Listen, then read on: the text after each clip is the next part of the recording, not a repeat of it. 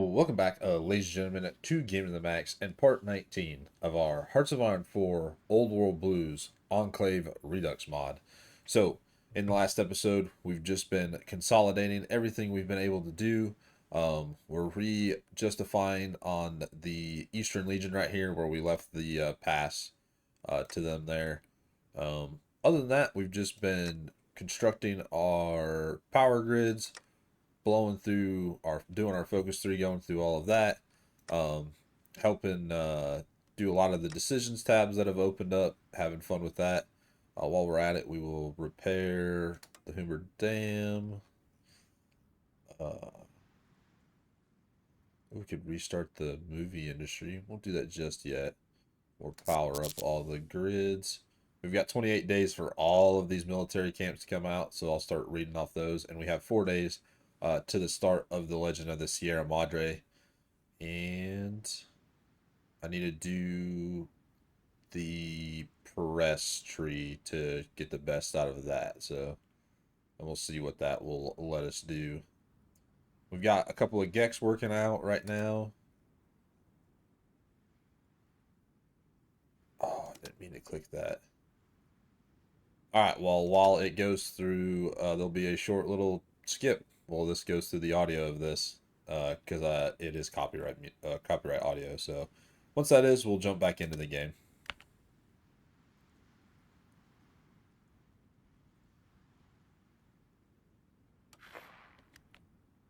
Um,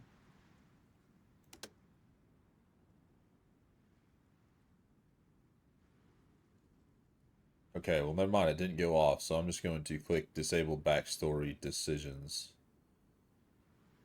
I won't even click that. I just won't click anything down here anymore.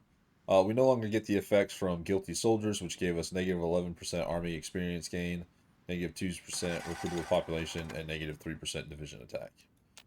We also got rid of Guilty Pilots, which gave us negative 5% H generation chance, negative 10% air support mission efficiency, and negative 11% air experience gain.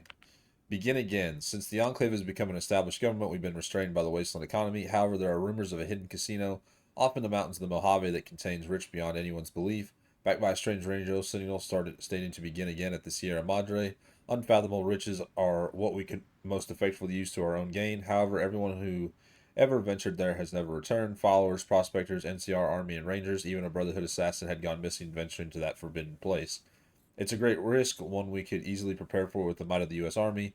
Plus, the benefits of a separate pre-war casino can make the Wastelanders forget their woes for a while and take some power away from New Vegas. Oh, a casino? I'll get my best suit. Or we're focused on pragmatism, not hedonism. Oh, nope. Oh, a casino. Let's go hunting.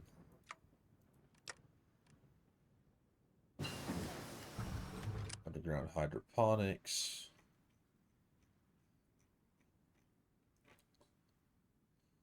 It's the riches of the north.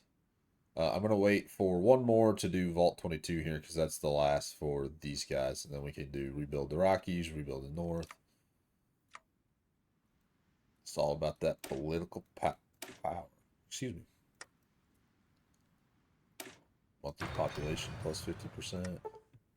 The trees have arms. Well, in the flesh fields of Oregon, they do. Courier stated as what looked like a tree in shape but appeared more like a human in form. Branches looked like arms, and from the ends of fingers grew hairs in a twisted mockery of the human form. Members of the EPA and chemical corps were moving medical scanners over as he shivered where he stood. Fascinating. Do you think he has internal organs that draw nutrients from the ground? Asked Colonel Dottie as she casually sipped tea. I don't want to know. I just want it gone. As the scientist stepped back, a sentry bot modified with chainsaws rolled forward. As it started cutting into the tree, the thing came to life and began using its branches to pummel the sentry bot before grabbing it and ripping it apart. Khalif stood there, mouth agape, along with pretty much the rest of the assembled team at the concept that this tree was a bit more animated than expected. Daughtry calmly sipped her tea. Well, this requires a change of plan. Gets report from the Oregon contamination site. Oh, I love the EPA go through of this. I think they've done that so well. So we no longer get industrial support, which is 5% construction speed plus 5 passive caps income. Uh, don't need that. Just construction speed, but I don't want to lose the.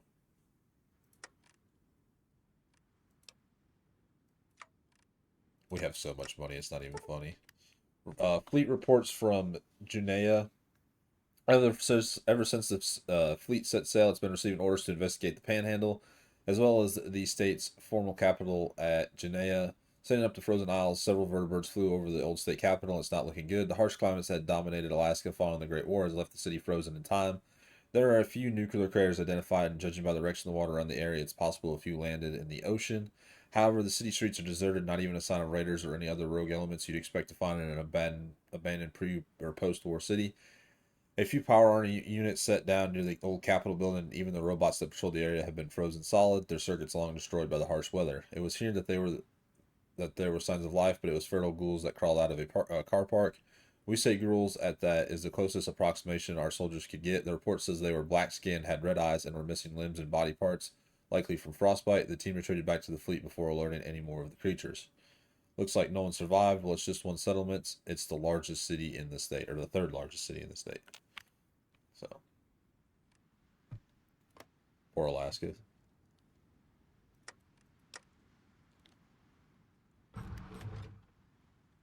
Scroll down here. We'll do Vault 22. So 5 days. Traders from Hawaii. This has already came up, if I'm not mistaken. So we're gonna do the 5% war support because we have no war support. So come tell us stories from your homeland. Gain 5% war support and 20 manpower. Supreme Court hears case on Ghoul Pride Parade. With the integration of ghouls into the Great Experiment, more and more ghouls have moved to Vault City, their pre-war skills commanding high salaries in the rapid boomtown, but they face rampant discrimination from some of the older citizens, and they wish to hold a protest. The ghouls seek to hold a Ghoul Pride Parade, celebrating their contributions to American society and demanding equal treatment. Vault City promptly denied their permit, and now the ghouls have brought suit. Although Mayor Lynette claims the denial merely reflects a Vault City preference against large parties, the denial clearly reflects discriminatory intent. How the Supreme Court rules will affect how the court will view ghoul rights in future cases. Why would anyone feel pride in being a ghoul, or they've got more to be proud of than you, Lynette? The court holds that ghouls are entitled to equal treatment under the law, and they may hold their pride parade. Lose 5% stability, gain popularity of people 5%. We're just going to do that. We got entertainment broadcast done, which is going to help us with our political power. Can't do that. Already done that.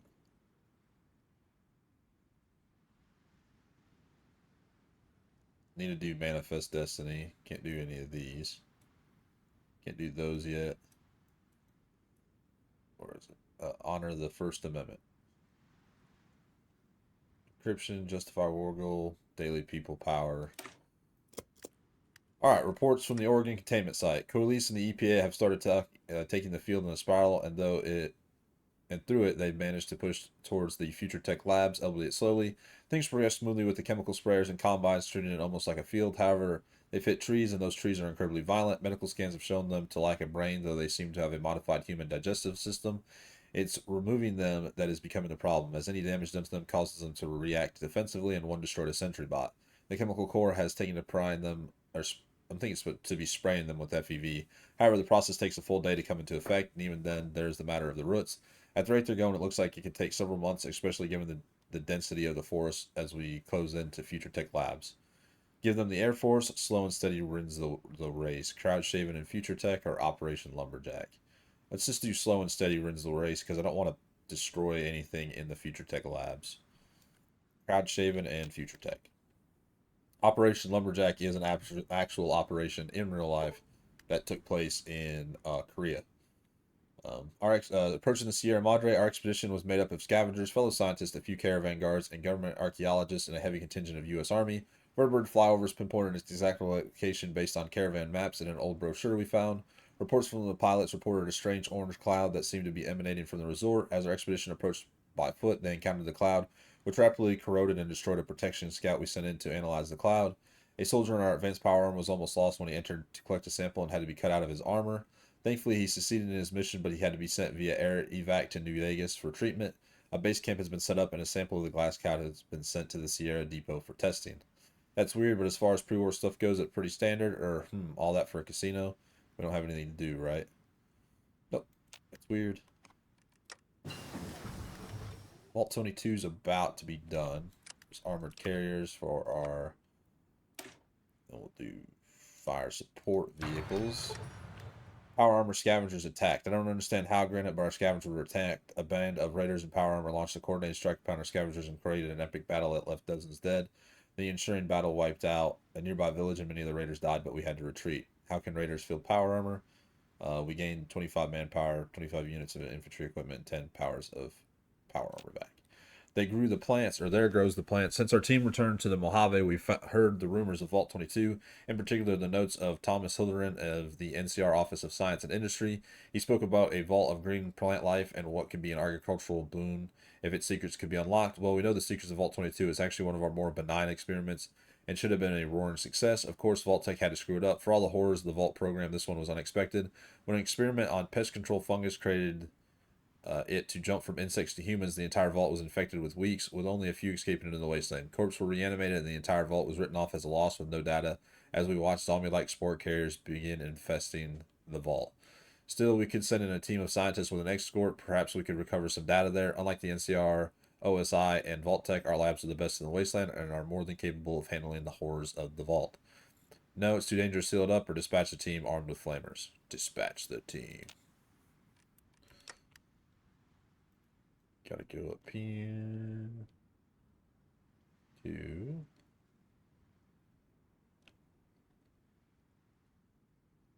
I'm sorry, do I have to go down here?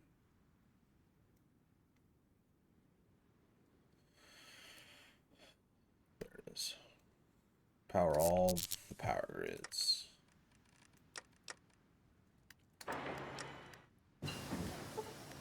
The Green Mile. Demolition teams moved in, covered above by modified vertebrates armed with flamethrowers. The troops burned their way into the canyon, encountering a variety of hostile flora and fauna before reaching the entrance to the vault. Burning their way in further, the officer in charge discovered that their filters were being filled up at a rapid rate. Having been briefed on the spores in the vault, he ordered the team to fall back.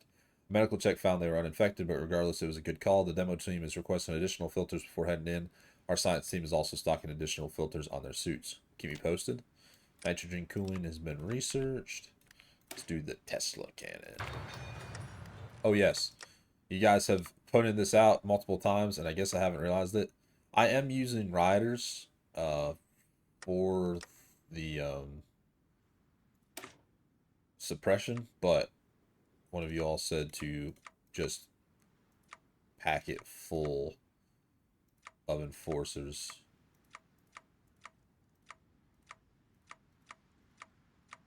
So I will do that for you.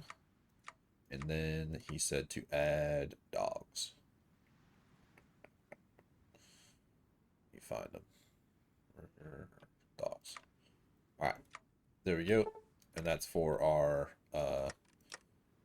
occupied territories. So you got those riders now. What's going on at Holloman? Slated to assist and support the White Sands missile range, the base was given over to air combat training and ground support operations in the early 21st century. Though in the waning months of the resource war, it suddenly became home to a series of conspiracy theories involving aliens and top-secret government cover-ups. Given we came from the greatest conspiracy of all time, you'd think we'd know about this. Perhaps it has something to do with the nearby remains of the Blue Rose Society and how they were very active in this region. Regardless, our pilots are reporting strange lights in the distance and odd radio calls that seemingly appear and disappear out of nowhere. All of this could be ghosts of the past, pre-war technology still operating. However, sweeps of the area have found nothing, but the base commander thinks it's hysteria. Keep looking to this guy, improve air mission efficiency and ace generation. Center on the Colorado. Nestled just west of Bloomfield, Yuma Proving Grounds has a storied history, as it were, here where West Tech's field tested their first suits of T-45 power armor, ushering in a new age of American dominance on the battlefield and shaping the planet for centuries to come. The venerable T-51A suits and even T-65 series saw their first field test here, and those very suits were found secured away in the base museum. Thankfully, the Legion avoided this place as much as of the heavily automated defenses were still operational by the time we arrived, allowing us to secure the base and bringing it up to speed without much trouble.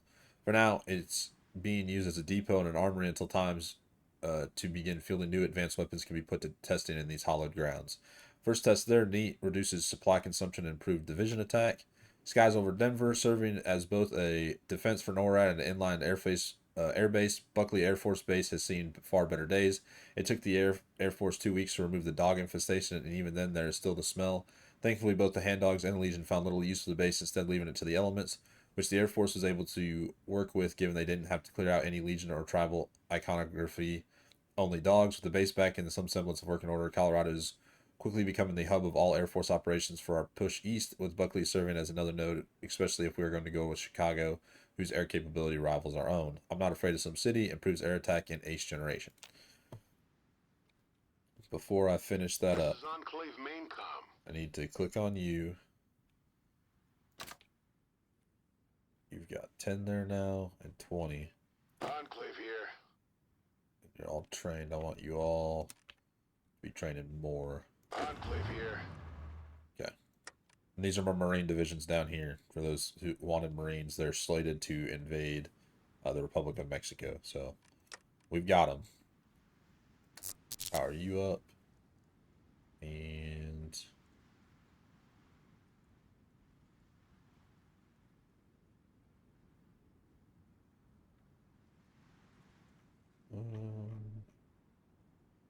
put the Rockies first, maybe. Green Phoenix. Yeah, we'll restore Phoenix. Start working down there. Air Force Nuclear Weapons Center. Aside from having a sizable air fighter component, Kirtland Air Force Base was home to the U.S. Air Force Nuclear Weapons Center, and Lanius was sitting right on top of it. The ideas of a nuclear capable Legion is enough to keep anyone up at night, and if it wasn't for their backwards thinking of technology, we might have seen the Legion nuking our own troops. We can all take a collective breath of relief knowing that even if Lanius did understand what he was sitting on, he wouldn't be able to figure out how to use them. He just as likely blow himself up in the process. Our scientists and engineers are working their way through the base right now, and while we have found a few nuclear weapons sitting in storage, their age and lack of repair make them highly volatile, and most of them are being dismantled for the time being as we take account of what we can and cannot use. Between this base and Hopeville, the United States will slowly regain its status as a nuclear power. Let us hope we never have to unleash it. Yes, where Laney has failed, we shall rise. Castrium Saltus changed his name to Kirtland Air Force Base, improve air mission efficiency in Ace generation. Arizona Boneyard, sitting on the edge of the former city of Tucson, David Monathan Air Force Base was known pre-war as the Boneyard, and the name carried on into the post-war era as well. Known for the dismantling and disassembly of aircraft formerly in use by the U.S. government during the Resource War, the Air Force started raiding whatever they could to cut costs and keep aircraft in the air.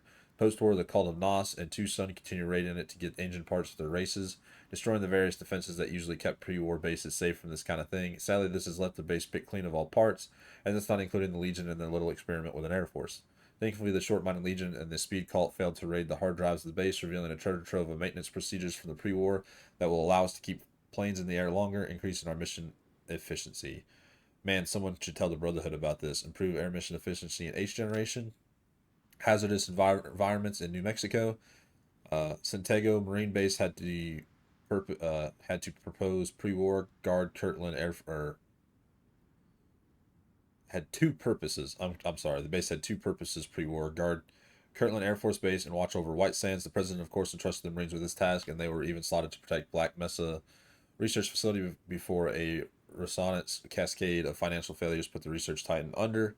Following this, it was here that the powered combat vest was tested by the Marines on the base before Westech acquired the company in charge of the PCV and developed it into the iconic power armor of the 21st century. Lanius followed in Khazar's tradition of ignoring the old world and left the base largely alone, allowing us to raise the Crimson Marine banner high over the base once more. I thought that was this was in Arizona, improve amphibious attack and special forces capability or capacity.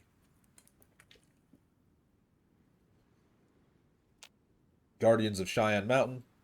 The prominent tenants of the nearby Cheyenne Mountain complex, better known as NORAD, pre-war the base served as round-the-clock sentinels for any foe, but American, Canadian, or Chinese who would try and bring NORAD offline.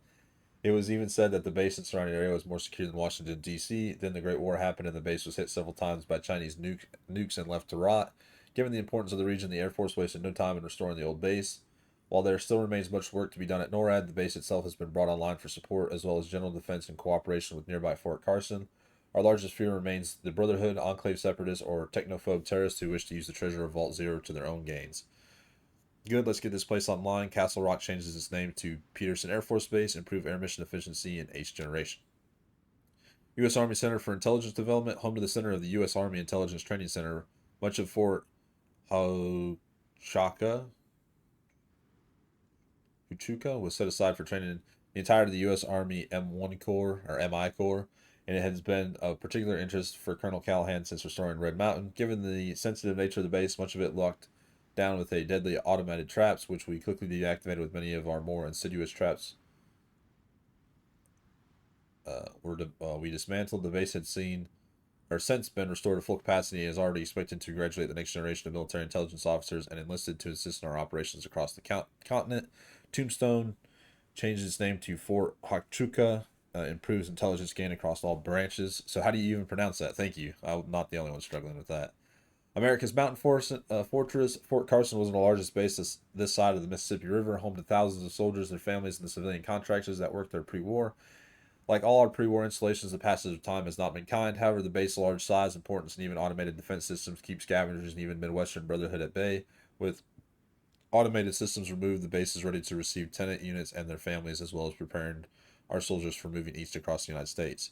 Look at the view. Gives a boost to Army organization and Special Forces cap. Another Army depot. While Fort Sierra managed to save the Enclave through Dornan and we rebuild it to full capacity, we have thanks to Reno primarily for allowing many to skip the pre-war installation. The same cannot be said for Pueblo Depot. Pit cleaned by the Brotherhood, the base is now a husk of its former self, and only our lack of facilities out west are the reason we're putting stock into the old base. Further, it could serve a purpose as a supply depot for operations in the Rocky and central locations to store Legion prisoners. Didn't we store chemicals here, reduce supply consumption? The Legion at Luke, pre-war Luke Air Force Base, was a center for flight training as well as strike center for missions in Mexico. Located west of Phoenix, the base was left untouched during the Great War, probably overlooked for more important targets or saved thanks to House's lasers. Post-war, it sat derelict as the automated defenses kept the tribes of Arizona at bay. Then the Legion arrived. In a twisted turn of events, the base was once again used as a training site, though mainly for new legionaries to be thrown at the automated defenses to see if they could disarm or disable them. This, of course, wore down the defenses, but also led to a large pile of bodies we discovered outside the base. Now that it's back in our hands, we've wasted no time getting it set up to return pilots to the air and conduct air patrols for remnants of the Legion that may still roam the Arizona wasteland. Kofa Desert changed its name to Luke Air Force Base, improve air mission efficiency in 8th generation. Home of the F-76, home to where 25% of the United States Air Force learned to fly. Williams Air Force Base helped teach pilots how to fly advanced aircraft such as the A-15 Leopard, the P-80 Shooting Star. The base was also the center of testing and development of the F-76 Phoenix nuclear jet fighter, an experimental fighter created by the Air Force in the 2040s. It was hoped the fighter would be able to counter China's own Zhan 67 fighter jet, a nuclear jet which surged a fire in the United States not since the MiG from the Cold War, or the MiG. The fact the base was seen as a fighter-developed center by the Chinese would lead the base to being targeted by Chinese nukes.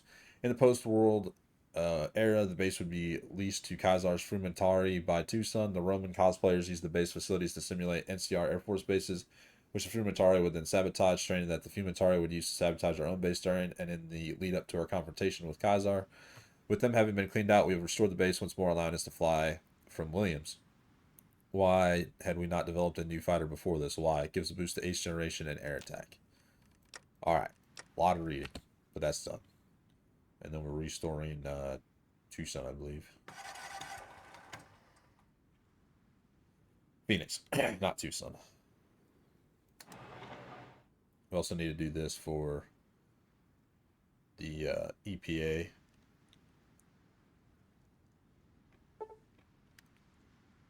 Little Vaults of Horrors. The Army demo team struck the vault once more, this time armed with more flamer fuel, and have largely cleared out the entrance hall. The report of the vault is a massive state of disrepair, and that the elevator is out. Curiously, the vault is further infested with giant mantises, though they weren't much of a threat to soldiers armed with flamers. They also encountered the spore carriers, touching the mutated beasts as well as the air around them to keep the spores from getting into their filters. Or torching, sorry. The team is setting up a base camp in the second floor oxygen recycling center, with the science team hoping to use the system to unleash a defoliant that should kill all plants and spores within the vault. Thankfully, aside a constant need for new filters, a trooper in good spirit given the effectiveness of fire against plants. Who knew? The cloud. The chemical core has been studying the poison cloud that permeates Sierra Madre. It's horrifically corrosive, self-replicating, and toxic to the skin and lungs. It preserves dead flesh, seems to have mutagenic properties, and why it was in a pre-war casino resort, we have no idea. Pretty standard for pre-war America, though. As for weaknesses, it seems resistance to everything conventional we've thrown at it. We can incinerate it, but only at incredibly high temperatures, and it leaves behind a residue. Then we then have to dissolve in acid. Cryogenics, however, seem to have the best effect, freezing the particles and causing them to fall to the ground. While this doesn't neutralize it, it does allow us to collect it for acid disposal. This may be our only chance to pierce this cloud and find the source of the strange cloud. From there, it can be frozen, dissolved, and hopefully forgotten about. I'm resistant to the urge to do an ice pun here. I guess I should chill out. I've already changed my name. Just bury the place. Nice job, mod developer. I like it. Power them up. Now we have quite a few factories running. So, on to the First Amendment's done. We're also positive on everything but scrap metal and circuitry. Look at us go. Through the Department of Education. We also need to do these. See, this one's done. We're not going to do either one of those. Finished over here. Oh yeah, manual labor. We're going to do this one. Then we'll do the civilian education and other education. We can do this one. Then these two, and then we're done up here. So manual labor. Bringing Phoenix. Phoenix has seen better days, and in the wasteland that's saying something. As the economic center of the Legion, it was a prime target for the Air Force and has left the city in utter ruins. Of course, this is nothing new in Phoenix. In the decades that followed the Great War, the city became a breeding ground for chaos and tyranny. A fanatical cult, the Church of the Holy Fire, rose from the ashes of a pretty pacifist and humanitarian religious group, with its members being mostly dedicated to collection and preservation of pre-war books. Of course, nothing stays the same in the wasteland, preaching a twisted doctrine of fire and rebirth, holding the city in a grip of terror. However, as Kaiser's Legion expanded its brutal empire across the southwest, Phoenix transformed into a major economic hub under their control. Infamous as a massive slave training center that fueled the Legion's war machines, our campaign was just another piece in Phoenix's sordid history post-war. Since the city's liberation, all markets in Legion were demolished, and their surviving population was liberated and given the chance to rebuild their lives under our protection. Ironically, the old slave-holding pens are now housing captured Legionnaires as we figure out what to do with them. The city's infrastructure was revitalized with a focus on restoring essential services and rebuilding the iconic Arizona state capital, symbolizing the return of lawful governance to the region and not wasteland tyranny. We've since seen Phoenix reinstated as the capital of Arizona, marking a new era of prosperity and freedom. The reclamation of Phoenix was celebrated as a major victory, not only for the United States, but for all who believed in the promises of a renewed America. Capital of Arizona's returned to Phoenix. North Phoenix and South Phoenix adds 2 infrastructures. Right, what do we do with the Legionaries? Let's do...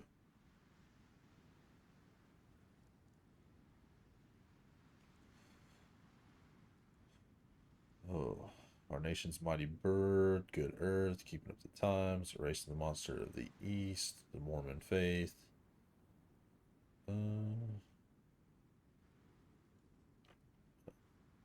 Let's do a lament for Rushmore.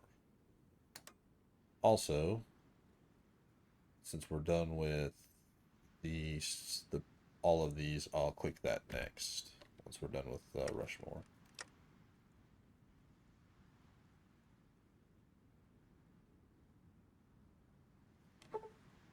Not a case of a green thumb. One of our scientists was trying to repair the elevator when he was ambushed by a spore carrier that was sleeping in some plants nearby. His suit was breached and burned, the suit was breached and he suffered severe lacerations in his arm, or his leg and arm, before a soldier arrived and burned the spore carrier. He was rapidly evacuated to one of our medical centers, but we didn't think he was infected with the spores, but we can't be for sure. Security has been doubled, and the officer in charge has instructed his troops to burn areas of plant overgrowth. The other members of the science team is confident they can get their old oxygen recycling system working to spread the defoliant. Poor man, hope he's alright.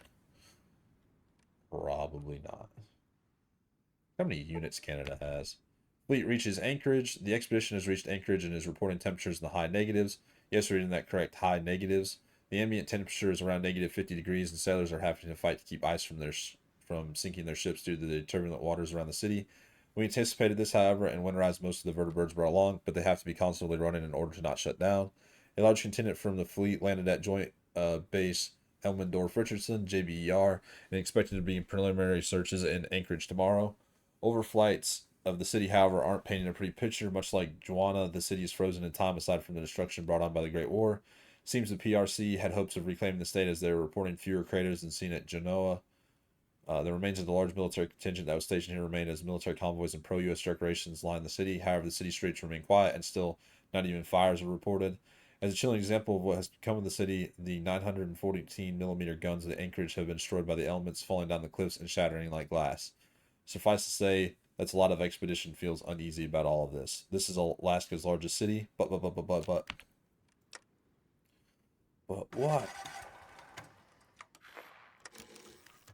Okay, we finished justifying on the pass.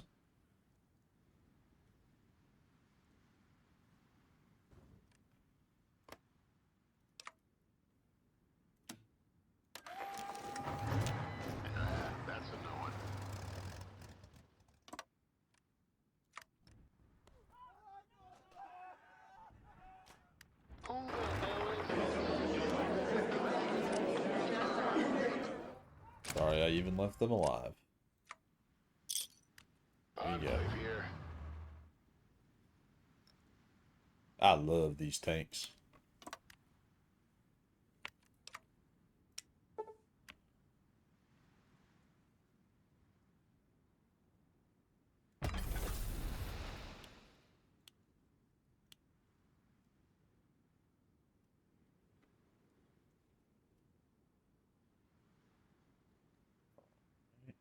One more bomb. Shapa Wagner stood before the smoldering, still radioactive remains of Tunkasila Scape Pa, or six grandfathers. Enclave vertebrates from the EPA flew over the area, dumping chemicals on top in hopes of containing radioactive decay from. Gannon stood beside her, feeling the destruction of Mount Rushmore, remembering the fire and rage that had been kicked off in the Western White House when they had been informed of the Sioux's action. As he said to Granite and the rest of that day, he turned to ask Wagner, "So, do we continue the cycle?" he asked. "The mountain's gone, yet we are still here. Are we going to keep killing each other?" "Do not patronize me on killing," spat Wagner. "Then you are doomed, doomed as the Enclave was, to keep destroying, to keep killing, to keep trying to avenge something that we ourselves had no part in. Nuclear Armageddon couldn't destroy our people. How many more bombs need to go up before we stop the destruction? Because that is where it gets us." He pointed to the smoldering radioactive ruins before him. "I'm not asking for forgiveness. I don't want it. I'm going to ask the end of this cycle of destruction, because all of it is ever going to lead to is one more bomb, because where it's going to land next." Scapa let out a frustrated sigh. Tunkasila Scapa Pa was never coming back, but maybe, just maybe, there was a better way to shape the future. War never changes, but people can gain 1% base stability. Oh, well, that was kind of a waste on a click, but further restore Fort Bliss. I've been to Fort Bliss.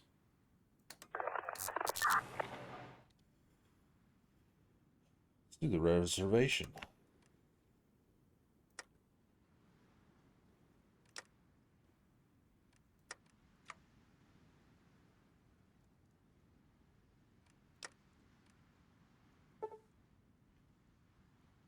Seymour versus Agent Orange. Lead scientist of Vault 22 projected, or the Vault 22 project has informed us that she and her team have gotten the recycling system working and has started to pump the defoliant through the vault. In other news, soldiers made an assault on the third floor, burning out much of the space and spore carriers down there. The commander noted that their filters are requiring less change, meaning our efforts at torching the place are reducing the level of spores infecting or infesting the vault. After a rest and refit, he plans on leading an assault on the fourth level of the vault, hoping that by then the defoliant has done its job. When did we find a 300-year-old defoliant? It's Agent Orange. And the weather grows worse. The expedition has sent in a few well-armed patrols into the city and encountered more of the frostbitten black ghouls that haunt the remains of Anchorage. No casualties were reported, but that is mostly thanks to the air support and heavy ordnance. Signal intelligence aboard the ships are monitoring the airwaves for radio traffic about the presence of the fleet, but are returning nothing but dead air. Not even pre-war recordings over the radios are being heard. The entire atmosphere of the city seems dead and frozen, if not hostile, as if Mother Nature herself knows this is where it all began and doesn't want it there. At least that was what the report said, since the expedition commander is reporting the weather is growing worse. Temperatures at night are dropping around a negative 100 degrees, and even his ships are starting to suffer the effects of the cold. He plans to finally enter the vault, as well as send a short-range recon flight north over the mountains around Anchorage before bringing the return trip home. The last entry in his report is that there's nothing up here, and anyone trying to establish an outpost or anything in this region is an idiot or a fool with a death wish. Even if there were resources, the cost just to keep those to extract them alive would be far greater than anything we can get out of the state. We should just grab the men and left. It's not about the destination but the journey. I'm going to slug you. A white Sierra Wonderland. The cryo plan worked. With army engineers and modified vehicles and power armor, cut a hole through the cloud. From there, the frozen particles were collected for disposal, and a corridor of industrial fans were installed to supply the engineers working their way to the resort. As they approached the city, however, they started taking fire from a series of crazed tribals in hazmat suits living in the resort villa. Being we didn't expect anyone to be alive, our troops weren't equipped to return fire and were forced to call in air support while reinforcements arrived. After a few hours of advancing under fire from seemingly unending number of tribals, we've reached the gates of Sierra Madre and are prepping to enter the resort now. This casino's worth it, right? Right? Think of the money. All about that money.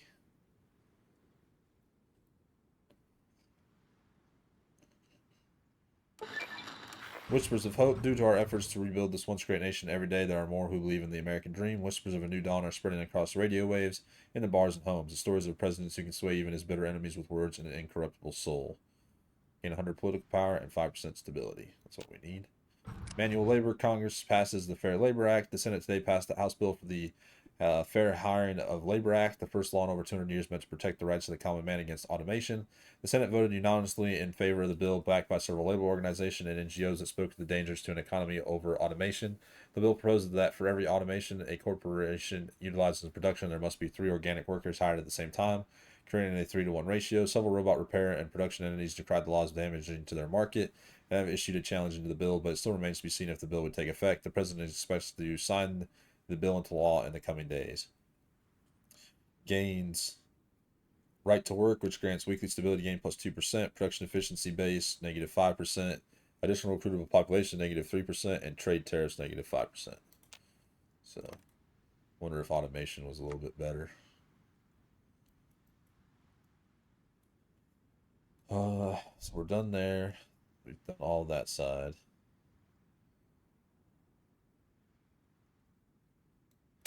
Do this one just to get it over with, and then we'll do the college stuff. Negative 15% research speed is gone, so we should be hitting faster research speed. Canada's selling some planes. All that's left are the bugs. The assault team made its way down to the level 4 common areas, immediately reporting the defoliant did its job. Much of the plant life is dead and decaying. With what little is left, they are happily burning it up. They've come across possibly a dozen spore carrier remains, all dead by the defoliant, have unceremoniously burned the bodies. The only real threat came from the giant mantises that populate the lower ends of the vault. Hardly a problem for power armored soldiers. The scientists have moved down and set up in the old vault's overseer's office and have begun tracking or taking air samples reading to determine what is safe to breathe in the vault. In a promising update, the injured scientist has returned to duty, thankfully not being affected or injured, and is ready to get to work. Great, seems like a worthy endeavor. Wait, why did they need slaves? The Secret Service took out the Gatling guns guarding the reservation with a few fat men and overran the facility with minimal Enclave casualties, and its secrets were revealed when we stormed a room labeled the Green Chambers. The vats contained humans with bloated stomachs and was dead silent, save for baby cries. Somehow the ghouls had created a ghoul baby.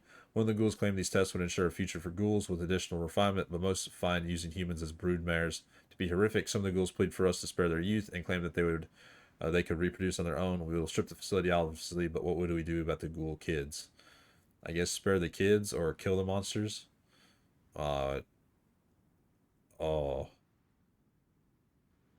Oh no, that's a God, that's a horrible thing. Like, it's not the kid's fault, it's the parents' fault. Now, if it said kill the parents, I would be okay with that.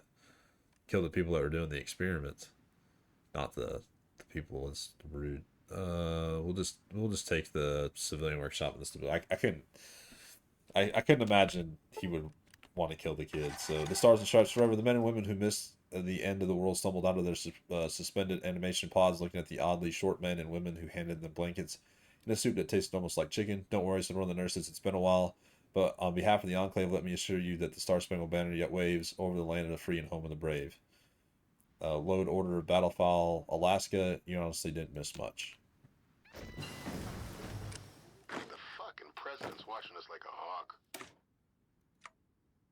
And we get these units from Alaska, which will fall under Enclave here. Angerhard.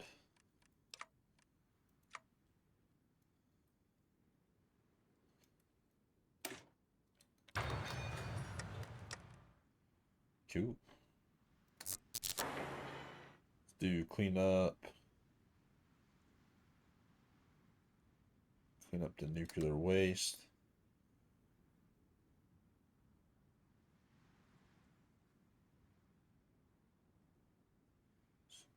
Do feral ghoul removement.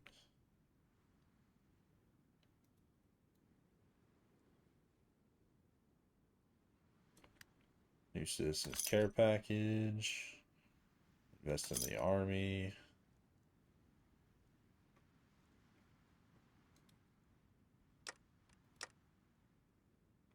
How many we've got? We got so much stuff to build too. It's not even funny. Look at that. Pest control. The assault team has reported they have entered the caves beneath the vault, but were beaten back not only to the high spore count, but the amount of spore carriers, spore plants, and giant mantises in the cave beneath. The officer has requested the defoliant be deployed down there as well, and the barrels of the stuff are being prepared by the chemical corps.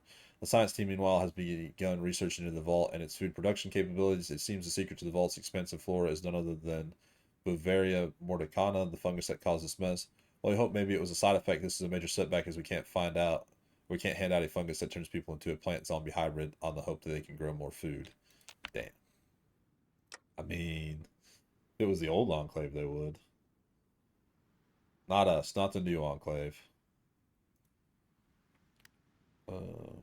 Power up the grids. Santa Fe Reborn. We'll just start working down this one.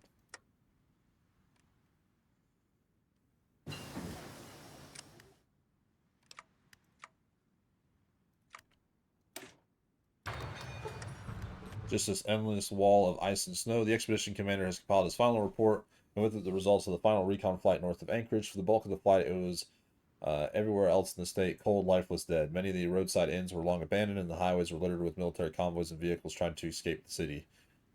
There were the remains of the Chinese army, the destroyed equipment still lying where it was destroyed, as well as a few long-dead U.S. Army posts. Just before the Bird was forced to turn back because of the winter, however, they caught signs of life for the first time in the expedition. A group of hunters that seemed dressed in furs and armed with spears and other crude weapons our pilots can get a good look at. Seems that humans are indeed surviving up in the cold Alaskan wilderness, despite what Alaska is throwing at them. However, they appear, at least from a distance, the vertical way to have regressed to a hunter-gatherer state, which one would expect in the colds of Alaska where growing crops is impossible and the only way to survive is to hunt enough to survive the winter. They watched the vertebrate for some time, one having to seem waved at them. By that point, however, the weather was going so bad the vertebrate had to turn back. Perhaps when the climate stabilizes, we can venture north again. For now, however, it's best just to leave Alaska as it is and focus on the lower 48 instead of wasting more time up there. Well, who would have thought? Just leave me alone. Dot, dot, dot, dot, dot, dot.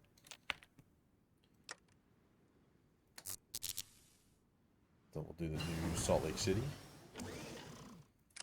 Hey, I got my Tesla cannon. Now I have to find where it's at.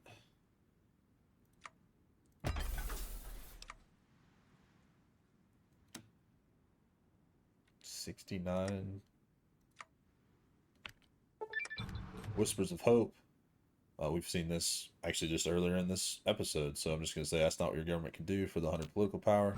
Remembering the oil rig, or remember the oil rig. It was on this day in 2241 that the rig went down. Perhaps it's fate that the chosen one boarded the oil rig just prior to President Richardson sending the modified FEV into the air, saving the rest of the planet from a biological holocaust. Yet when the rig went down, so too did seemingly the American dream. But what was that dream? Was it freedom, democracy, or was it the twisted sense of patriotism that had to come to define the Enclave? Where everyone else was a mutant and only there were human, as the Calhoun Commission showed, what was the Enclave may have carried the American dream. But what it became was a nightmare. Yet the dream survived, carried by refugees in Vault City, by settlers in the Mojave, forces in Montana, the drive and determination to live on, to continue, to keep going despite everything thrown at them, as in 2077, as in 2242, nuclear destruction could not destroy the American dream, and as sure as the stars and stripes wave, so too shall the dream live on. President Granite has declared today Remembrance Day, a national holiday to mourn those among us whose lives were cruelly taken by raiders, vandals, and terrorists, and to celebrate the drive to keep going. You can't kill a dream. 5% stability and 50 political power, and got spurs that jingle, jangle, jingle. Callahan was keen to keep Enclave intelligence in a close loop. He was meticulous about anyone and everyone under his eye, so when the Enclave spymaster dropped a proposal on Granite's desk for an outside contractor, Granite was very confused. You mean they got shot in the head, tore through the Mojave, and had active bounties placed on their head by both the NCR and the Legion? Further, they are considered the most dangerous person to walk the waste. Yes, Gannon actually recommended them to me, saying they're a miracle worker and can make the impossible possible. Granite looked through the list of accomplishments that Callahan had listed. He had never known Callahan to lie to him, especially when it came to his beloved organization. So why are they wanting to work for us? Callahan shrugged. I pay better. They're a bit of a wild card, but after talking to them, they want to settle down, as apparently the mailman life just isn't their thing anymore. Granite put the papers down inside. If Gannon and Callahan recommend it, who was he to deny it? As Granite signed the paper, he noticed that apparently they had already a call sign. Courier 6 becomes an operative. That's dope. Last argument of presidents, the sins of our fathers. Straddling the border between California and the Mojave are two prosperous trading towns, Ashton and Hopeville. These small towns have boomed in recent years thanks to civilization's recovery, and were already on our list to liberate to simplify logistics, if nothing else. But recently we picked up some sort of signals from pre-war military base in the region. Since the area was home to ICBM bases before the war, we should secure the towns and reinvestigate. ICBMs, you say? Yes, ICBMs.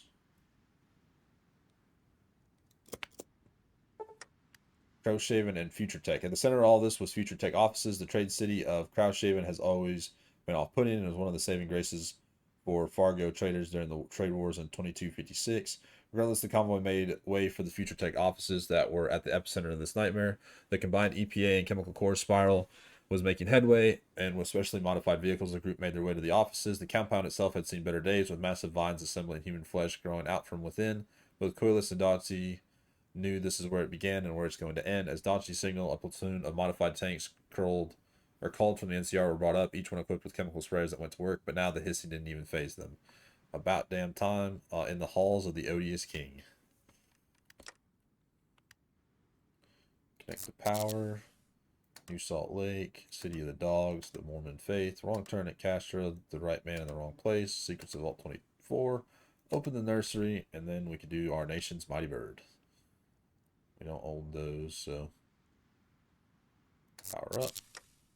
The Department of Education, but since we can do it now, who lives, who dies, who tells your story. And so, the North American wasteland watched as the old world merged with the new. The wasteland remained forever changed as the specter of the United States rose from the ashes of the Great War and laid claim to the continent once again. Granite, the son of an Enclave veteran and the hero of Arroyo, had taken the Enclave, and with it, its dream to restore America. But what became of it? Did Granite live up to the ideals of the Founding Fathers 500 years ago? Or did he forge a brave new America in the face of this dangerous world the United States found itself in? So the sun rose over the new world. I'm not going to read that because they read verbatim what it was posted there. And then, was it worth it? The ghouls were often treated as outsiders within New California and the rest of America. Some were treasured for their pre-war skills or pitied for their deformities. Others were feared due to the possibility of going feral. With the coming of the Enclave, ghouls were integrated into civil society once and for all. Ghouls helped America grapple with its history, for better or worse.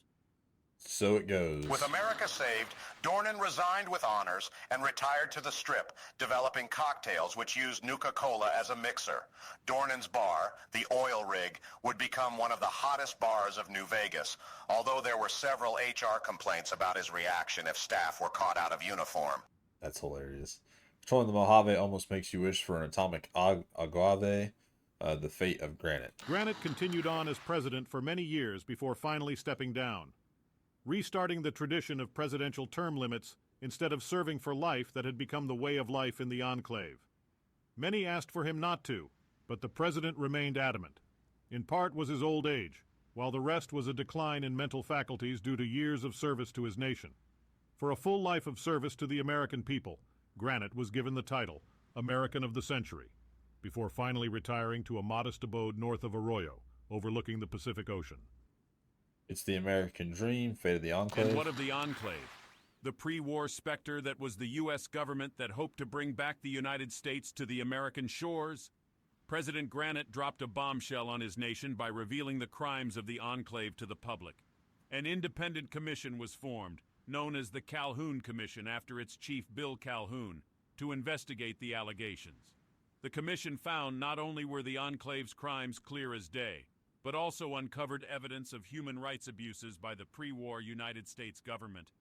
While in the short term the scandalous report shattered the United States' legitimacy and led to mass protests, in the long term it helped to build a healthier United States.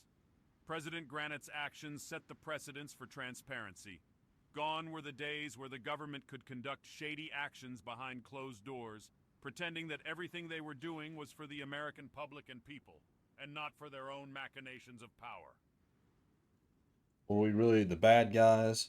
Special thanks to BrownDog921 on Reddit for the inspiration behind this idea. Gets the event Fate of Arcade Cannon. Gannon's mother fled from Navarro after the fall of the Oil Rig, but Gannon returned to the Enclave when Granite was elected. He was one of many who put their hopes in the dream of a better world, and found his faith justified. Found his faith justified. Gannon would serve as mayor of New Vegas for 2 terms before retiring to practice medicine in Freeside. He would continue to complain that his partner made him carry too much when they went camping until his dying day. So it goes, American Spring or Nuclear Winter. After the end of the Great War, freedom of speech vanished from most of America. Would-be despots crushed dissenters in the name of security, progress, or just because they could. Under the Enclave, the First Amendment was restored, and voices silent since the Great War spoke out.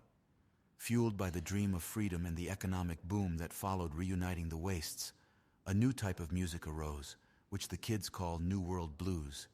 It's about letting go of your first love, because you've met your next. It's about letting go of the past, because you've got to enjoy the present. And it's so poppy that everyone's parents hated it. That's funny. EDE play party in the USA. Gets event was democracy non-negotiable. House once said, if you want to see the fate of democracies, look out the windows. But House didn't address the fact that pre-war America was not a democracy. Granite's dream was to restore America at its best, and that meant the land of freedom. Deciding not to seek a fourth term after the war with Chicago, Granite stayed silent during debates over the Brotherhood War, the Hawaiian Conference, and the campaign against the South American raiders. Those debates, bringing forth millions of voters across the reunited states, were simply democracy in action. And so it goes, separate or equal. The Enclave once believed that wastelanders were mutants fit only for extermination, and even many reformers within the Enclave viewed the wastelanders as, if human, second-class citizens. More than one centrist saw the wastelanders as humans, but inferior stock, who needed to be salvaged through genetic testing and other programs to save the American people. Under Granite, America tried to live up to its founding ideals, that all men are created equal. Wastelanders, vault dwellers, and Enclave purists all lived together, continuing the American experiment. So it goes, the fate of America. The Great War saw an end to the America of old, snuffed out in the blinding flash of nuclear bombs. Worse still, those who sought shelter in the vaults for safety were subjected to horrifying experiments at the hands of those who claimed to protect them. 200 years later, however, the government had returned to the mainland, and under the Enclave, America was reborn, the stars and stripes flying high over the land. And while still a far cry from the America of old, it gave people hope. Where raiders, knights, and barons once tread saw communities, families, and the first progress in centuries. America had come out of the Great War a little battered, but better than it ever had been. As the 2300s closed in, the future had never been brighter. God bless America. So that, I mean, I kind of regret clicking that now because it would have been much better towards the end for sure. But even with that, I'm glad that they kind of tell you what happened at the end of everything. These guys need to go down to San Diego. Correct? Yeah. So, I mean, that gives you the lore and the history of what happened after we completed everything, so. The Halls of the Odious King. Bases.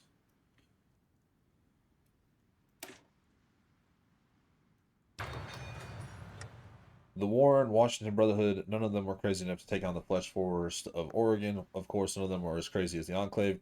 Colonel Dottie sipped her tea as she stated at the sacrificial chamber of the Odious King he was there, or what was left of him, fused together with the most fanatical followers to the progenitor of the Flesh Forest, or rather what was left of him. Perhaps he actually believed in whatever he was preaching, or the coming of the Enclave drove him all over the edge. According to an intelligence report, she read the Odious King was possibly a former member of Unity. Perhaps he was trying to recreate his god. She wondered if he was still alive somehow, his consciousness flowing through the pale fields. Perhaps he felt everything happening. Perhaps he felt what was happening right now. Coilis, meanwhile, was ready to be out of this nightmare. As he prepared to walk out, he looked down to see a small flower. It seemed to be moving, a new life budding in this nightmarish land. It seemed to look up at him, and seemed to start screaming a quiet, pitched hiss. He pulled out his service plasma pistol. Gets report from the Oregon containment site. Oh, look at a cute little flower. Ah, it's hissing at me. Director Curlis has reported that everything in Oregon is finishing up, the most of the work being handed over to more mundane EPA departments to further clean up the land and check for contamination. The bizarre episode was finally and thankfully come to a close. The biggest concern is FEV contamination. However, the Chemical Corps has been very proactive in this endeavor and has deployed its entire manpower to ensure the residual FEV doesn't remain. Interesting to note, Colonel Dachi has preserved some of the tissues for future use in the Chemical Corps, as the grass and trees are perfect substitutes for human testing, and clears up a lot of the stigma involved in animal testing. She has agreed to stringent oversight and rigorous safety protocols and puts forward many herself. Of course, it's not all disturbing. We managed to find a few gex for our troubles. That was just creepy, and add 4 gex. I mean, it's better than nothing, and we get to use more gex, so...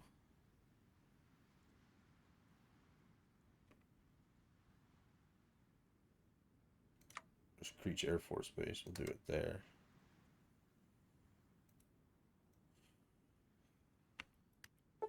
Let's start up. Burn to the roots. After a liberal application of defoliant, flamers, and even a few incinerators were found, the caves around the vault had been cleared. Casualties remained low. Sadly, after one of the engineers was ambushed by a pack of spore carriers, though said engineer was quickly turned to ash by quick-acting troopers nearby. Air quality tests have found no trace of the spores, but demolition teams are standing by. Flamers in hand, the scientists conduct more sample tests. Last thing we need is a spore carrier and power armor.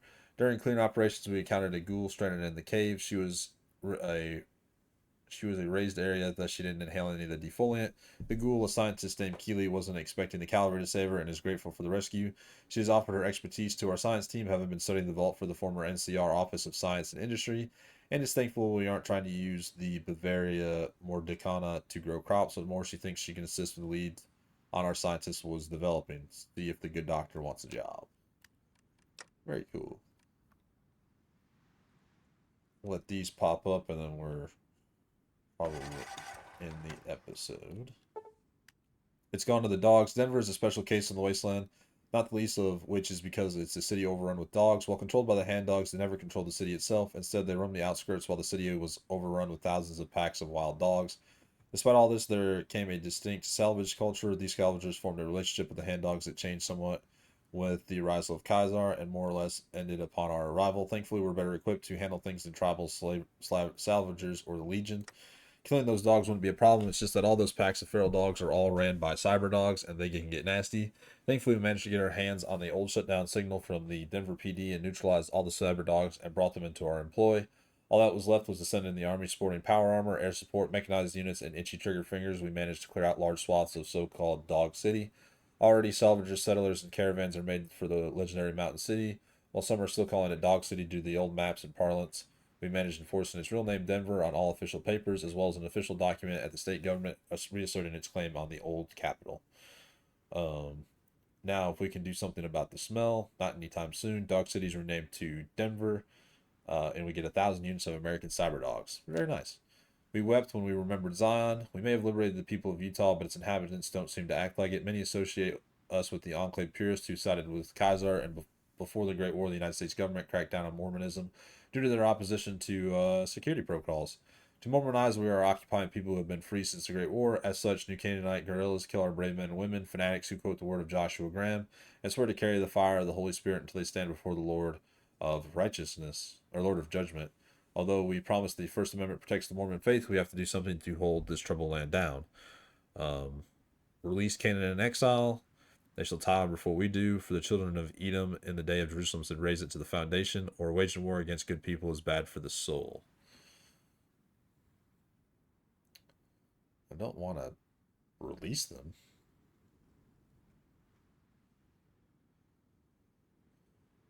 Stability, war support, manpower.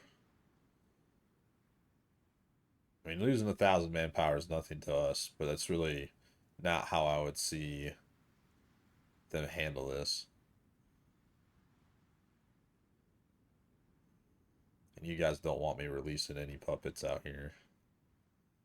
Especially because they have a huge swath of land, like all of this. They shall tire before we do.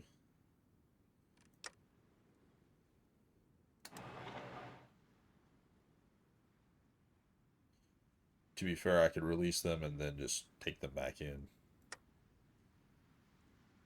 But I'm going to say waging war against good people is bad for the soul. Actually, you know what? They shall tire before we... Man, that's just... I don't think that's a Granite thing to say. I could never see him saying, well, we'll just keep losing troops. So we'll just say in waging war against good people is bad for the soul. Even though I would like to do that one more. The Good Earth. The nursery is a pre-war facility buried in a remote valley led by a pre-war AI who calls herself Diana. Although the EPA thinks we could use the facility to terraform the wasteland into a paradise, Diana refuses to aid us and claims we squandered her gift. If we can get her cooperation, we can rebuild the American biospheres and restore bald eagles, buffaloes, and woolly mammoths to the American wilderness. Persuade Diana to aid us to heal the wasteland, or is every pre-war AI insane? Shut off the power. Let's persuade her. You want to what? This is what Callahan screamed at Granite gave his proposal to the intelligence chief. Matt, you're the only one in the Enclave with the advanced VR pod. Can you do it? Asked Granite.